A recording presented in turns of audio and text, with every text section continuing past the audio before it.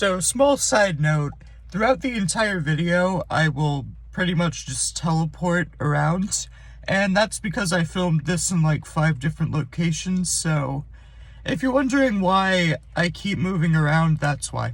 I just took a short break because, well, it wasn't short.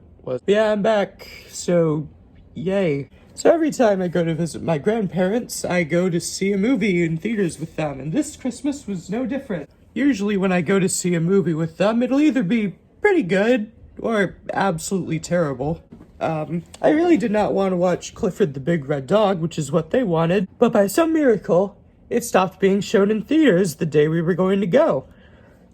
So instead, we watched Encanto, and it was excellent, actually. But you want to know what wasn't excellent? There was this one group of people in the back row who were really, really annoying. But they did do one thing. They made me get a video idea, and that video idea was to make a video about awful theater experiences. Yep. This is going to be a nightmare considering the movies that I've mentioned I've seen in theaters. Speaking of which, I swear to God this movie took 20 years off my life.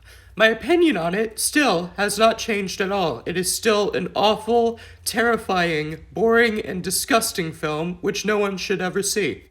But you want to know what the one thing that made it all okay was? At one point in the movie, there was this one random woman in the theater who started crying. And after the end, she applauded. I have only ever been to 5 movies where anyone applauded after the credits rolled, and Cats has the honor of being one of them. That this piece of garbage, which is shameful to humanity, it's one of the only 5 movies I have ever been to where someone applauded at the end. Anyway, moving on, when I was 8, I saw Frozen, and I did not like it.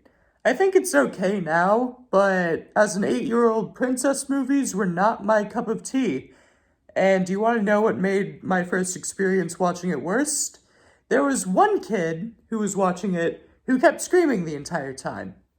And it was really annoying. And that's all I have to say about that.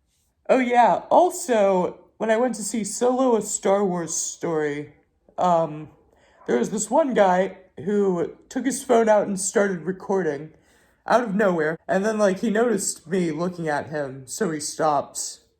So I guess I stopped a pirate from pirating something, so that's good. Also, somewhat recently I watched Eternals, and it was kinda bad. It was 30 minutes longer than it had to be. It desperately tried to be as large scale as possible, and it was completely disconnected from all the other Marvel movies, and it was not amazing. I'd give it a 4 out of 10, and I would not recommend it. You do not have to watch it if you're going to watch the MCU. Just skip it entirely. I actually didn't really have a bad theater experience with Dang it! Okay, so I actually didn't really have a bad theater experience with Eternals. I just wanted to complain about it because it's awful. Moving on. Yeah, but those are my terrible theater experiences. Tell your friends, tell someone, tell anyone, tell everyone. Okay, bye.